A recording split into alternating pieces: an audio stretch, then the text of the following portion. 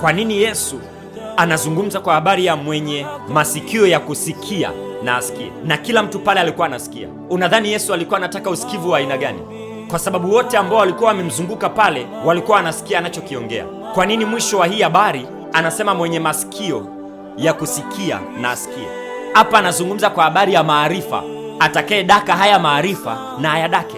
Lakini baadaye kwenye mstari wa 9 ilibidi tu wanafunzi wake wamuulize mfano, ule mfano unamaanisha nini? Wakatamani kujua zaidi, wakatamani kujua na Yesu akawasaidia, akaonyesha kwa habari ya neno la Mungu kwamba ndo ile mbegu. Kuna nyingine zikapandwa kwenye miba, ndo hivyo ndege wakaja wakala, nyingine zikapandwa si barabarani, watu wakakanyaga, nyingine zikapandwa wapi. Lakini napenda kwenye mistari inayoendelea, mstari wa 15 kule na kuendelea, anasema zilizopandwa pale kwenye udongo mzuri zikamea, zikaleta matokeo.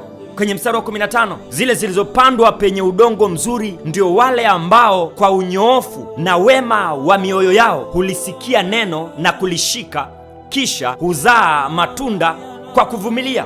Huzaa matunda kwa kuvumilia. Bwana Yesu asifiwe sana. Okay, nikupeleke kwenye Yohana 15. Taniwia radhi kidogo, dakika kadhaa. Yohana 15, natamani tuangalie labda mstari wa 4 na wa 5, lakini ni vizuri tuanze mstari wa kwanza. Neno la Mungu, Yesu anajitambulisha hapa. Yesu anajitambulisha hapa. Unaweza ukahitaji msaada wa madhabahuni kama nilivyokueleza. Namba ya madhabahu ni 0758708804. Tuko hapa kwa ajili ya kukusaidia. Unanielewa? Mungu ametutuma kwa ajili ya kukusaidia wewe. Hatuko tu hapa kwa ajili yetu tu, hapana, tuko hapa kwa ajili yako pia. Kwa hiyo unaweza ukawasiliana na sisi kwa hiyo namba, unatuma message, unapiga simu, voice note, vyovyote ilivyo kwako ni sawa, unafanya hivyo na tunakurudia kwa wakati kabisa. Lakini pia usisahau ya kwamba ibada zetu zinafanyika kila siku usiku saa 6 pale kwenye mabadilishano ya siku moja inaisha inaingia siku nyingine saa 6 usiku. Tunakuwa na ratiba nzuri pale ya maombi. Tunaomba zaidi ya dakika 60.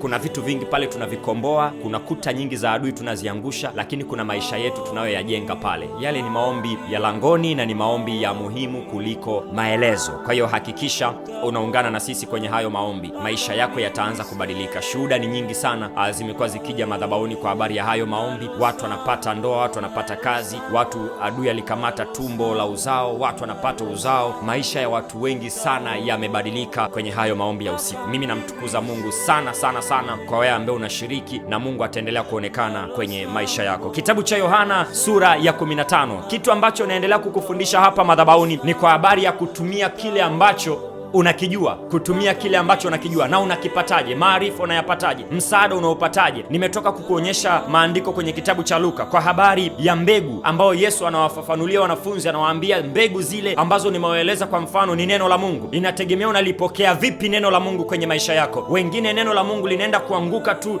kawaida kwenye moyo wako, lakini linasongwa na shughuli. Wengi mtasikia haya mafundisho, mtasikia ili neno mtalisikia hapa madhabahuni, lakini shughuli makorokoro mengi ya maisha yanakuja kulifunika neno. Unajikuta umesahau kila kitu, unaendelea kupambana na maisha yako. Lakini wapo wale ambao wanaliingiza hili neno kwenye matendo, ndo wataona matokeo, kwa sababu sio kile unachokijua ndo kitakachokufanikisha. No, it is not about what you know, it is about what ambao unaiweka kwenye matendo. Kile unachokiingiza kwenye matendo ndo kinacholeta matokeo kwenye maisha yako, unachokiapply kwenye matendo. Wewe endelea kubaki na elimu yako nyumbani. Una elimu nzuri, masters, degree, PhD, lakini ukibaki tu nyumbani umenyosha miguu, you get nothing. Unapata kitu cha bure, hamna kitu unapata. Bwana Yesu atusaidie sana watu wa Mungu. Bwana Yesu atusaidie. Hicho kidogo unachokijua kiapply kwenye matendo. Yohana 15 kuanzia mstari wa kwanza, napoenda kukamilisha hapa. Biblia yangu inaniambia hivi: mimi ni mzabibu wa kweli. Anayejitambulisha ni Yesu. Anasema mimi ni mzabibu wa kweli na Baba yangu ndiye mkulima. Anasema kila tawi ndani yangu lisilozaa huliondoa, na kila tawi lizaalo hulisafisha ili lizidi kuzaa. Yesu anapoona hauna matokeo kwenye maisha ya kumwamini. Okay, asante Roho Mtakatifu. Kuna mafunuo yako hapa. Anasema hivi, Yesu ni mzabibu, Baba yake ambaye ni Mungu ndo mkulima. Manake Baba yake ambaye ni Mungu ndo amemlima, ama katika lile shamba amempanda Yesu ambaye ndo mzabibu. Alafu sasa tunaachana sasa na Mungu, tunakuja kwa Yesu. Anasema sasa mimi mzabibu ambaye ndo Yesu nina matawi. Alafu Yesu anajaribu kusema kila tawi ambalo halizai. Nisikilize, sio kila mzabibu mwingine usiozaa, no, kila tawi. Manake linalopatikana haya ni mafunuo makubwa. Kila tawi ambalo linapatikana. Unajua matawi yanapatikana kwenye main tree, si ndio? Kwenye lile shina. ndo huwa yanatoka matawi. Sasa Yesu anachokizungumza, anasema kila tawi lisilozaa, manake sio kila mzabibu usiozaa. Hapana, kila tawi. Manake kuna watu mna Yesu, kuna watu ambao shina lenu ni Yesu, kuna watu mna wokovu, Yesu yupo kwenye maisha yenu, lakini hamzai matunda. Hii ndo definition nzuri ya hili andiko. Anasema kila tawi lisilozaa, sio kila mzabibu usiozaa. Kwa kama kila tawi lisilozaa, Yesu anasema ulikata. Manake kuna watu wanakatwa. Kwa nini unakatwa? Sio kwa sababu haumjui Yesu, no. Umeshindwa kuleta matokeo katika kumjua kwako Yesu. Bado hamjanielewa. Faida ya wewe kumjua Yesu ni nini? Ni kweli unaenda kanisani, kila ratiba za ibada upo kanisani, kila semina, makongamano upo kanisani, kila ratiba za hapa mtandaoni upo, hatukatai. Lakini katika kumjua kwako Yesu na katika kumtafuta kwako Yesu, una matokeo gani so far? Mpaka sasa hivi una matokeo gani?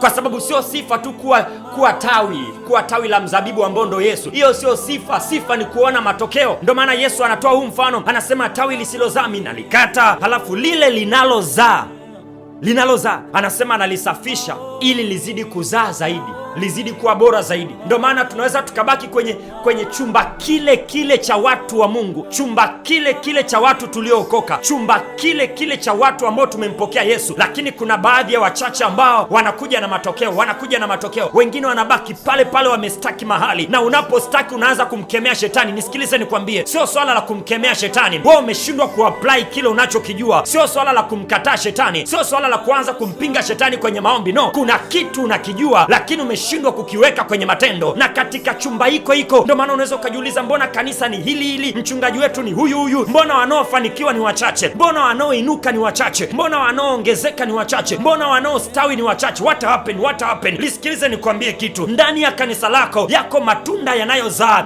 yako matawi yanayozaa, lakini kuna matawi yasiyozaa. Yale matawi yasiyozaa yanabaki vile, lakini kuna yale matawi ambayo yanazaa. Nataka nikwambie ukweli, Yesu ana concentrate nayo, anahakikisha anayasafisha, anayatunza, anayaweka sawa, anayaweka vizuri. Kwa nini? Ili yaendelee kuzaa. Wewe kumjua Mungu kumeleta matokeo gani?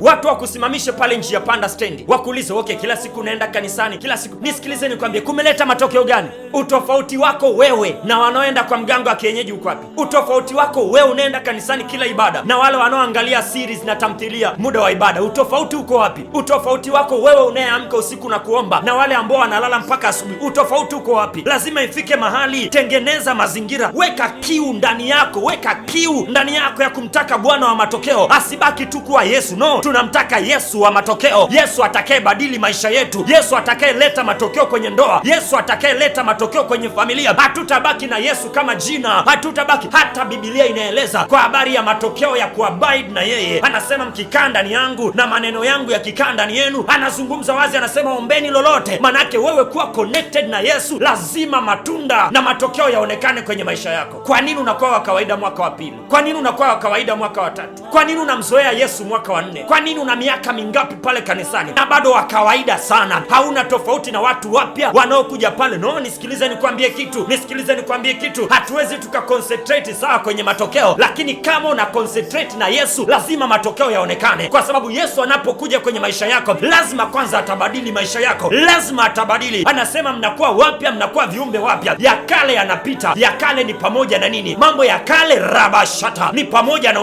umaskini unaondoka. Anasema mnakuwa viumbe wapya, unakuwa kiumbe kipya, ya kale yanapita, tazama yanakuwa mapya. Ya kale ni pamoja na magonjwa, lazima upone, tuone matunda na matokeo yawe kuwa na Yesu, ya kwamba ulikuwa unateseka kwenye magonjwa na saa hii unakuwa mzima. Lazima tuone unaongezeka. Ulikuwa unapata changamoto kwenye biashara zako, lakini umempokea Yesu, lazima tuone matokeo. Ulikuwa unapita shida sana kwenye madeni, ulikuwa unahangaika kwenye uchumi wako, lakini unapompokea Yesu, kuna kitu kipya kinaingia ndani yako, na iko kitu kipya kikiingia ndani yako, hautabaki wa kawaida. Lazima kuna matokeo yatazaliwa kwenye hicho kitu ambacho unakiapply, ambacho unakijua. Naitwa Pastor Innocent Mashauri. Namba ya msaada 0758 78804. tunaweza tukakusaidia kuanzia hapo. Maybe umestaki mahali. Ni kweli kabisa, unasema mtumishi, mimi nina Yesu, mtumishi, mimi kanisani ninaenda, mtumishi, mimi mafundisho ninayafuatilia hapa, nimekuwa mwaminifu kufuatilia mafundisho, lakini sioni matunda kwenye maisha yangu, sioni matokeo kwenye maisha yangu. Umemisi kitu, na niko hapa sio kwa ajili ya kukuhukumu, na Mungu amenituma kwako sio kwa ajili ya kukuhukumu, amenituma kwako kwa ajili ya kukusaidia. Yako maarifa unayajua, lakini umeshindwa kuya-apply kwenye matendo. Una imani ni sawa, lakini umeshindwa kuiweka kwenye matendo. Neno la Mungu linatueleza kwenye kitabu cha Yakobo ya kwamba imani pasipo matendo imekufa. Unaweza ukawa unamjua Yesu, lakini unamuapply vipi Yesu kwenye matendo? Unamuapply vipi unayemjua kwenye matendo? Neno unalolisikia leo madhabahuni unaliingiza vipi kwenye matendo? Neno la Mungu linatueleza, napenda anasema hawakuchanganya lile neno na imani. Manake unaweza ukawa na neno, lakini usipolichanganya na imani halitaleta matunda kwenye maisha yako. Wakati mwingine mchungaji anaweza akaongea vitu vigumu, lakini usipoviweka kwenye imani na ukaviingiza kwenye matendo havitaleta matokeo kwenye maisha yako. Unabaki unajua material mengi ambayo mchungaji wako anakufundisha, unabaki unajua masomo mengi mpaka naona natamani kuwa mchungaji kwa sababu tu ya masomo mengi unayoyajua, lakini matokeo kwenye maisha yako hakuna. Mwaka unatangazwa ni mwaka wa mambo makubwa, lakini hakuna chochote kikubwa hata kidogo ambacho kimetokea kwenye maisha yako. Mwaka unatangazwa ni abundance, lakini hakuna ongezeko lolote, hautanuki popote kwenye maisha yako. Biashara yako ni ile ile, mambo yako ni yale yale, una ukawaida mwingi sana. Sio kwa sababu hauendi kanisani, sio kwa sababu haumjui Mungu, sio kwa sababu haujui neno. No, application ya kwenye matendo. Hamisha neno, liweke kwenye matendo. Ahadi unayoisikia madhabahuni irudishe kwenye matendo. Mwambie tu, Bwana, nimesikia neno lako, ninaliingiza kwenye matendo, ninaliingiza kwenye matendo. Nimefundishwa kwa habari ya kuomba, ninaingiza maombi kwenye matendo. Ninaanza sasa kuomba, Nimefundishwa kwa habari ya mifungo, ninaingia sasa kwenye kufunga. Ninamtaka Bwana na nguvu zake. Bwana anatafutwa, hapatikani kawaida. Anatafutwa, hapatikani kiukawaida. Ndiyo nimefundishwa madhabahuni kwa habari ya sadaka, ninaingiza kwenye matendo. Okay, malimbuko yako hivi, ninaingiza kwenye matendo. Okay, zaka iko hivi, ninaingiza kwenye matendo. Okay, sadaka ya shukrani iko hivi, kumbe kuna sadaka ya mbegu, kumbe kuna sadaka fulani, Okay, ngoja niingize kwenye matendo, kwa sababu ninamtaka Bwana wa hii kanuni, ili nione matokeo. Achana na kumjua Mungu peke yake bila matokeo. Achana na kumbeba Yesu ndani yako na hakuna matokeo. Lazima kuna vitu vipya vizaliwe ndani yako. Lazima kuna vitu vipya vizaliwe ndani yako. Angalia vizuri haya maandiko, nitakusomea pia kwenye ibada zinazoendelea kwenye Yohana, na hisi tutaanzia hapo. Ni kuonyesha ukimbeba Yesu lazima kuna mabadiliko. Unambebaje Yesu alafu hauna mabadiliko yoyote? Maisha yako lazima yabadilike, na Yesu kabla ya material things anaanza kukubadilisha wewe. Tabia zako zinaanza kunyoka. Watu wanajiuliza, mbona tulikuwa tunaenda wote klabu, sasa hivi nini kimetokea? Mbona tulikuwa tunavuta wote shisha? Mbona kama wote tulikuwa tunalewa? Mbona kama wote tulikuwa na tabia tu ya uzinzi? Mbona kama umeanza kubadilika? Mbona kama umeanza, Mungu anaanza kukutengeneza wewe kwa njia ya Yesu Kristo. Anaanza kukutengeneza wewe, alafu ndo anaanza kuprovide maisha yako. Anaanza kuprovide chakula, anaanza kuprovide material things, anaanza kuprovide unavyovitaka. Ndio maana anasema msijisumbue kwa neno lolote, bali katika kila neno na kila jambo kwa kusali na kuomba pamoja na kushukuru. Anasema yeye ni too concerning, anajishughulisha sana na mambo yetu. Mambo yetu ni yapi? Pamoja na kazi, pamoja na biashara, ndoa, mahusiano, watoto, masomo. Anajishughulisha sana na mambo yetu. Manake wewe just abide in him, wewe jiambatanishe na yeye, weka vizuri na yeye, na neno unalolisikia madhabahuni weka kwenye matendo. Tukutane sehemu inayofuata. Naitwa Pastor Innocent Mashauri. Ratiba za maombi ya usiku madhabahuni ni saa 6 usiku kupitia YouTube channel ya Siri za Biblia. Wewe ni Bwana